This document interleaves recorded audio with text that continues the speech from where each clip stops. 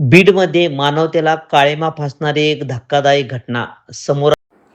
बीडमध्ये माणुसकीला काळिमा फासणारी एक धक्कादायक घटना समोर आली आहे. रस्त्यावर भाजी विकून आपल्या कुटुंबाचा उदरनिर्वाह करणाऱ्या एका गरीब वृद्ध महिलेवर अतिक्रमण विभागाने कारवाई केली. पण ही कारवाई इतकी कठोर होती की तिचा भाजीपाला आणि अगदी जेवणाचा डबाही जप्त करण्यात आला. रस्त्याच्या कडेला बसून हंबरडा फोडत रडणाऱ्या या आजीचा व्हिडिओ आता सोशल मीडियावर तुफान व्हायरल होत आहे. माझं सगळं नेलं, आता जगायचं कसं, असा सवाल करत ही महिला प्रशासनासमोर अक्षरशः हतबल झालेली दिसतीये. बीड या अतिक्रमण निर्मूलन विभागाच्या या कारवाईवरून आता संतापाची लाट उसळली आहे. एका गरीब महिलेच्या 2 वेळच्या अन्नावरच घाला घालायचा?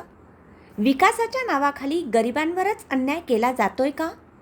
सोशल मीडियावर प्रशासनाच्या भूमिकेवर तीव्र टीका होत असून अतिक्रमण हटवा पण माणुसकीही जपा अशी भावना नागरिक व्यक्त करत आहेत. या प्रकरणात प्रशासन काय भूमिका घेणार? त्या वृद्ध महिलेला न्याय मिळणार का? तुम्हाला काय वाटतं? अशी कारवाई योग्य आहे का? तुमची प्रतिक्रिया कमेंटमध्ये नक्की सांगा आणि अशाच अपडेटसाठी SP न्यूजला सबस्क्राईब करा. धन्यवाद.